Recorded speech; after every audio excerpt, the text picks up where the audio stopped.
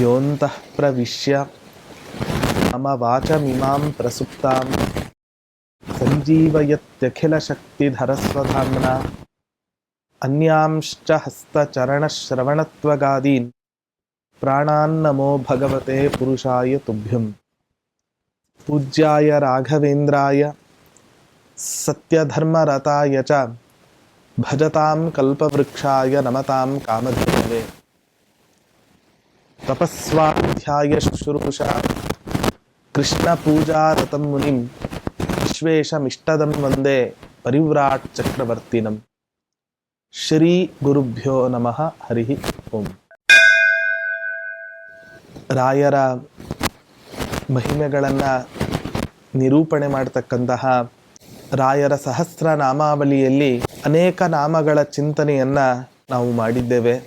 ಇನ್ನೊಂದು ರಾಘವೇಂದ್ರ ತೀರ್ಥರ ಮಹಿಮೆಯನ್ನು ತಿಳಿಸ್ತಕ್ಕಂತಹ ಒಂದು ನಾಮ ಓಂ ನಿರಾಕೃತ ಕುವಾದೀಂದ್ರಾಯ ನಮಃ. ಹಿಂದಿನ ಕಾಲದಲ್ಲಿ ಒಬ್ಬ ವಿದ್ವಾಂಸ ಇದ್ದಾನೆ ಅಂತಾದರೆ ಆ ವಿದ್ವಾಂಸನ ಹತ್ತಿರ ಅನೇಕ ಆ ಶಾಸ್ತ್ರ ಗ್ರಂಥಗಳ ಅಧ್ಯಯನವನ್ನು ಮಾಡಿದ ವಿದ್ವಾಂಸರು ಬಂದು ಚರ್ಚೆಯನ್ನು ಮಾಡ್ತಾ ಇದ್ರು. ತಮ್ಮ ಪಾಂಡಿತ್ಯವನ್ನು ಪ್ರದರ್ಶನ ಮಾಡೋದು, ತಮ್ಮ ವಿದ್ಯೆಯನ್ನು ಓರೆಗಲ್ಲಿಗೆ ಹಚ್ಚಿ ತಿಕ್ಕಿ ಪ್ರಸ್ತುತಿಪಡಿಸ್ತಕ್ಕಂತಹ ಅನೇಕ ಪ್ರಕ್ರಿಯೆಗಳನ್ನು ಹಿಂದಿನ ಕಾಲದಲ್ಲಿ ನಾವು ನೋಡ್ತಾ ಇದ್ವಿ. ಪ್ರಾಯ ಇಂತಹ ಅನೇಕ ವಾಕ್ಯಾರ್ಥ ಸಭೆಗಳು ಕಾಲಕಾಲಕ್ಕೆ ಆಗ್ತಾ ಇರಬೇಕು.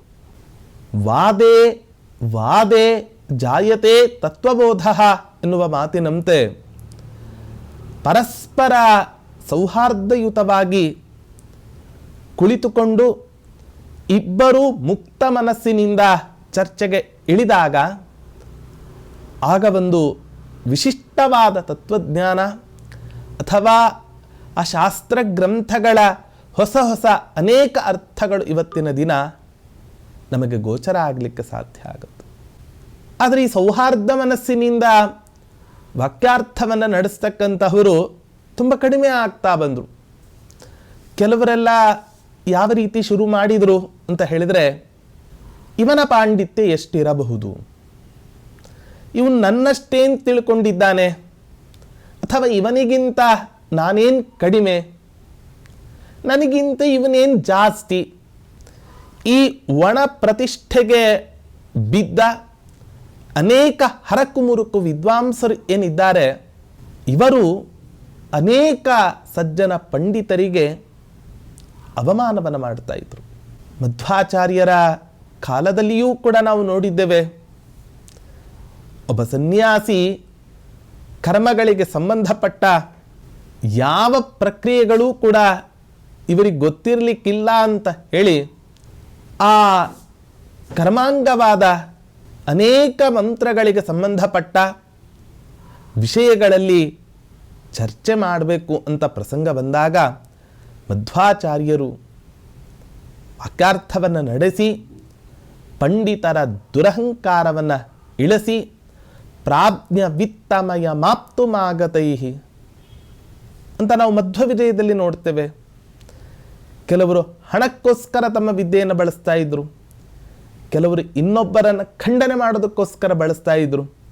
ಇಂಥವರನ್ನು ಖಂಡನೆ ಮಾಡಿಯೇ ಮಧ್ವಾಚಾರ್ಯರು ಕರ್ಮನಿರ್ಣಯ ಅನ್ನುವ ಗ್ರಂಥವನ್ನು ರಚನೆ ಮಾಡಿಕೊಟ್ರು ಅನ್ನೋ ಇತಿಹಾಸವನ್ನು ನಾವು ಕೇಳ್ತೇವೆ. ಹೇಗೋ ಹಾಗೆ ರಾಘವೇಂದ್ರ ತೀರ್ಥರು ಕೂಡ ಮಧ್ವಾಚಾರ್ಯರ ಅನುಯಾಯಿಗಳಾಗಿ ಅವರನ್ನೇ ಗುರುಗಳು ಅಂತ ನಂಬಿ ಅವರು ಸಾಗಿದ ಮಾರ್ಗದಲ್ಲೇ ಸಾಗ್ತಾ ಇರತಕ್ಕಂತಹ ರಾಘವೇಂದ್ರ ತೀರ್ಥರು ಕೂಡ ನಿರಾಕೃತ ಕುವಾದೀಂದ್ರಾಯ ನಮಃ.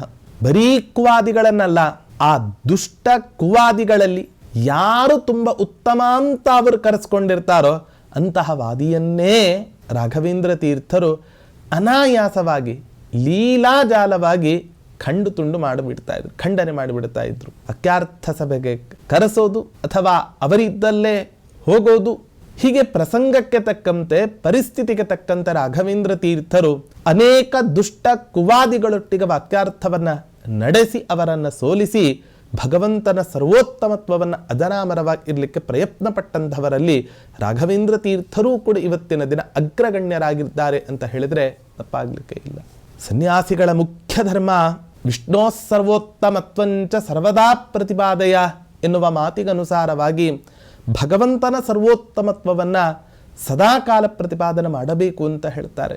ಮಹಾಭಾರತದ ಕಾಲದಲ್ಲಿ ಭೀಮಸೇನ ದೇವರಿಗೂ ಜರಾಸಂಧನಿಗೂ ಅನೇಕ ಸಂದರ್ಭ ಯುದ್ಧಗಳಾದಾಗ ಮೊದಲು ಅಲ್ಲಿ ಆಗ್ತಾ ಇರತಕ್ಕಂಥ ಯುದ್ಧ ವಾಗ್ಯುದ್ಧ.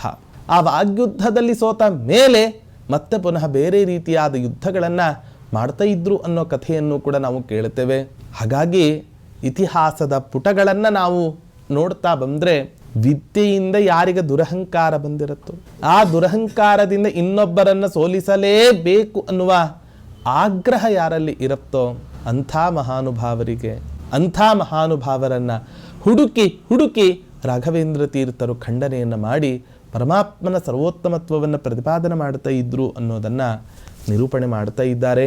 ಇಂತಹ ರಾಘವೇಂದ್ರ ತೀರ್ಥರಿಗೆ ಇದ್ದ ಸಾಮರ್ಥ್ಯ, ದುಷ್ಟ ಜನರನ್ನು ಎದುರಿಸ್ತಕ್ಕಂತಹ ಸಾಮರ್ಥ್ಯ, ಶಿಷ್ಟರನ್ನು ರಕ್ಷಣೆ ಮಾಡ್ತಕ್ಕಂತಹ ಸಾಮರ್ಥ್ಯ ಪರಮಾತ್ಮನ ಅನುಗ್ರಹದಿಂದ ಅವರಿಗೊಂದು ವಿಶೇಷವಾಗಿ ಪ್ರಾಪ್ತ ಆಗಿತ್ತು. ಅಂತಹ ಒಂದು ವಾಕ್ಶಕ್ತಿ, ವಾಕ್ಯಾರ್ಥದಲ್ಲಿ ಒಂದು ನೈಪುಣ್ಯ, ಇದೆಲ್ಲವನ್ನೂ ಕೂಡ ಅವರ ದಯೆಯಿಂದ ನಮಗೂ ಕೂಡ ಲಭಿಸಲಿ ಅನ್ನುವಂತಹ ಒಂದು ಪ್ರಾರ್ಥನೆಯನ್ನು ಕೃಷ್ಣಾವಧೂತರು ಇಲ್ಲಿ ಮಾಡ್ತಾ ಇದ್ದಾರೆ. ಶ್ರೀಕೃಷ್ಣ ಅರ್ಪಣೆ.